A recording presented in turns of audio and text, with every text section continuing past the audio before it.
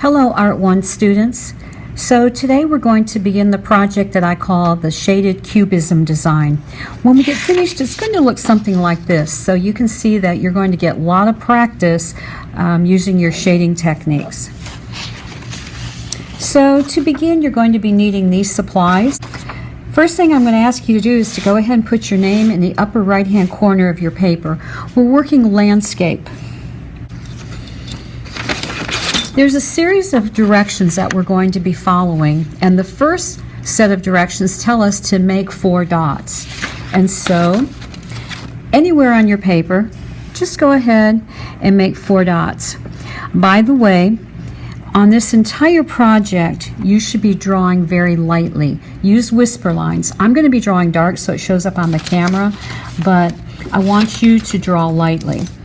So now that my 4 dots are made, our next set of directions tell us to draw 4 circles from the dots.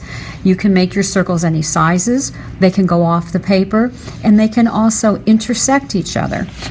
So go ahead and set your compass to one size of circle that you would like, and draw that first circle.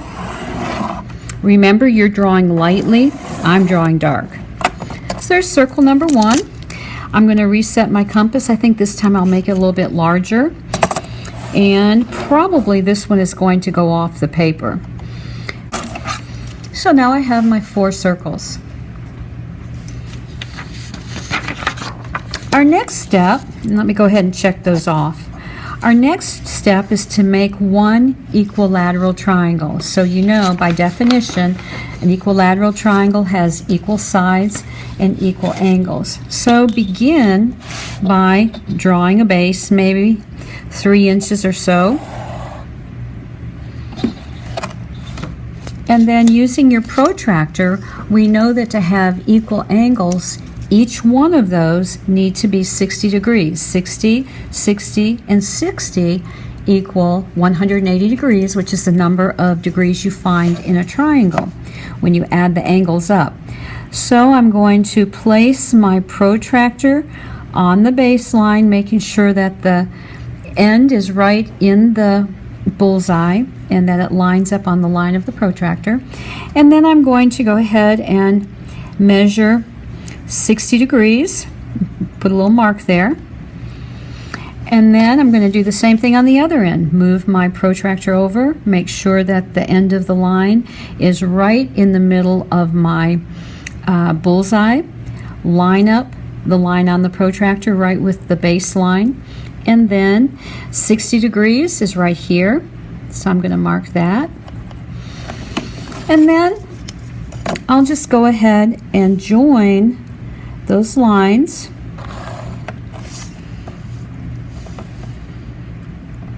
And as you can see, I just barely made it off on the paper. In fact, it looks like it might go off a tiny bit. You'll want to probably draw yours a little bit lower on the paper so that it fits. Okay, so we've made 4 dots, we've made 4 circles, we've made an equilateral triangle.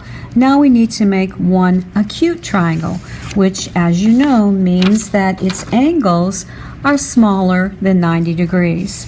So we'll begin by drawing a baseline somewhere. I think I'll just draw it right here.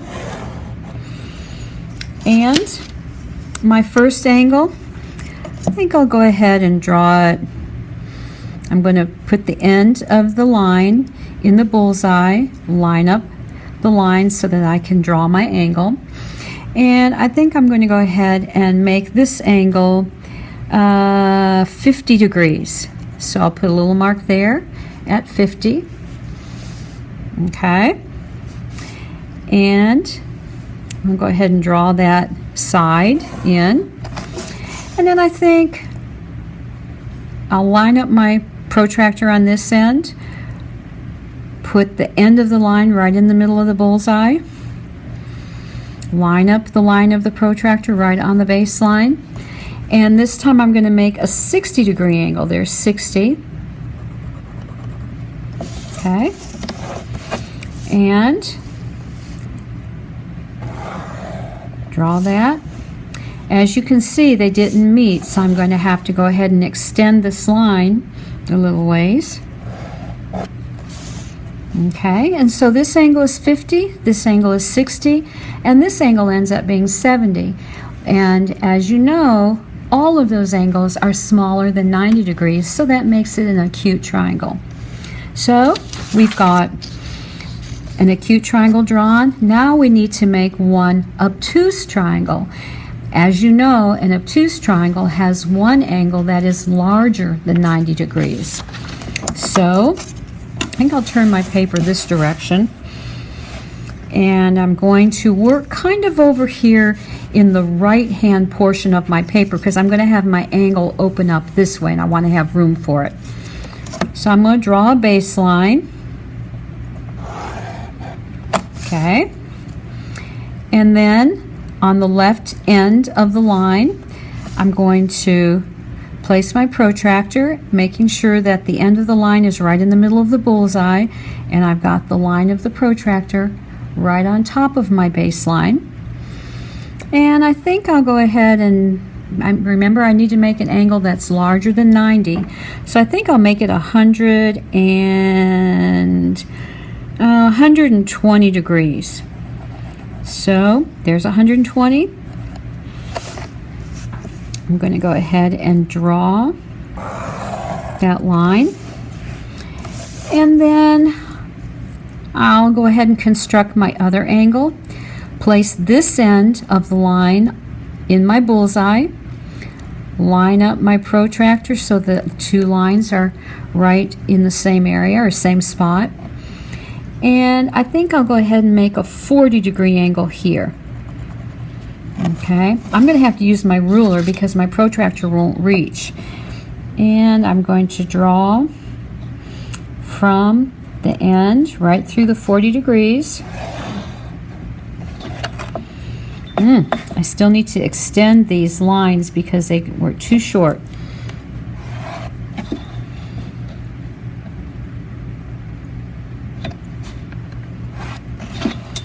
And I'll go ahead and erase that little bit that's left over.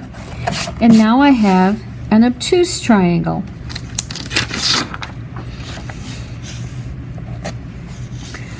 Our next direction tells us to make two right angles. Draw their lines off the edge of the paper. So I can begin by drawing a line anywhere. I think I'll just draw one right here. And I'm going to draw it right off the edge of the paper. Now this has to be a right angle, so that means it has to be 90 degrees. So I'm going to turn this around so I can put my protractor on it. And I've got the end of the line right in the bullseye. I've got the line of the protractor lined up over my baseline. And I'm going to come up here and put a little mark, a measuring mark at 90 degrees. Once I've done that, I'm going to draw this right angle. See how this is going to make a 90-degree angle right here? So I'll use my ruler, and I have to be sure to go from the corner through the line, and I'm going to draw right off the end of the paper, right off the edge. So that made that right angle. Now I'm going to do that again. So I think I will make one right here. I'm going to start here, go off the edge, and now this time I want to make my right angle right here. So I'll place my bullseye right over the end of the line, line up the protractor with the baseline. Now my protractor's off the paper, so I'm going to have to make a little mark off the paper where 90 degrees is. And I don't want my paper to move. And I'm going to go ahead and draw right off the edge. And there's another 90-degree right angle. Alright, so we've made two right angles. Next we're going to make three parallel lines. Draw them from one edge of the paper to the other. So I think I'm just going to draw one this way. One like this. Now, if I draw the other side of the ruler, that's parallel, right? So that's parallel, and I need one more. If I like, I can just put my ruler along there and draw it again, or I can scoot it over. I think I want to scoot mine over. And I just need to look at the line I'm going to be drawing and make sure it looks parallel to the other two. So I've got parallel line 1, 2, and 3.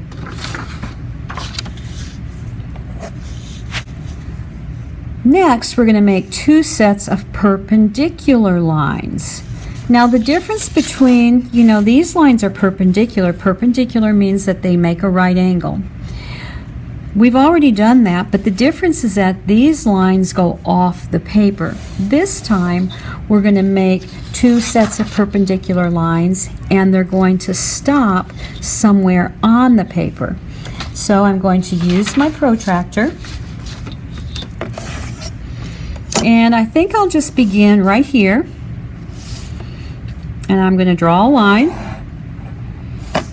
and then I'm going to put my bullseye on one end, line up the lines on the other end, and here's 90 degrees right here. So I'm going to make a 90-degree angle again, but this time I'm going to stop somewhere on this paper where there's a line. I could stop here, I could stop here, I could stop here, or here, or here, or I could stop way up here even. But I think I want to stop right there. I'm going to stop with that line. So there is my set of perpendicular lines, or my one set of perpendicular lines. Now I have to do it one more time. So I think really it would look good to have something, maybe right in here would be a good spot to put one. So I'm going to go ahead and draw a line. Whoops, there it is, draw a line. Now I need to make sure that I make a right angle, so I'm going to put my bullseye over the end that I'm going to draw a right angle to. Put a measuring mark at 90, and I'm going to draw until I stop at a line. So I could stop right here, but I think I want to stop all the way up there. So now I have 2 sets of perpendicular lines that stay on the paper. Now, the final set of directions say to break up all of the large areas into smaller ones. And this is the part of the assignment that takes a little bit of time. Your job is to look at all of the spots on your paper and take your ruler or your protractor and break them up so they aren't so large. I'm going to erase these dots real quick so I don't get distracted by them. So my 4 dots are now gone. And I'm looking at this great big area right here. See how big that is? So I want to break that up into smaller areas. I can break it up by just drawing straight lines. Maybe I might want to draw one over here. See how I've just broken that up into some triangles? Or I can even use the edge of my protractor, and I can break it up with curvy lines, like I broke that up. Maybe I want to break this one up too. In order to finally get to a stage where you're ready to start shading, you can see that these areas that you're going to be working with need to be kind of small. Now let me caution you, what you don't want to do is get too tiny. Sometimes you will, sometimes you won't be able to help it, and your areas are going to get really small like this one. But try to keep them a little bit bigger. If you get ready to draw a line and you can see that you're going to be making something really tiny, stop and reposition your ruler or your protractor. So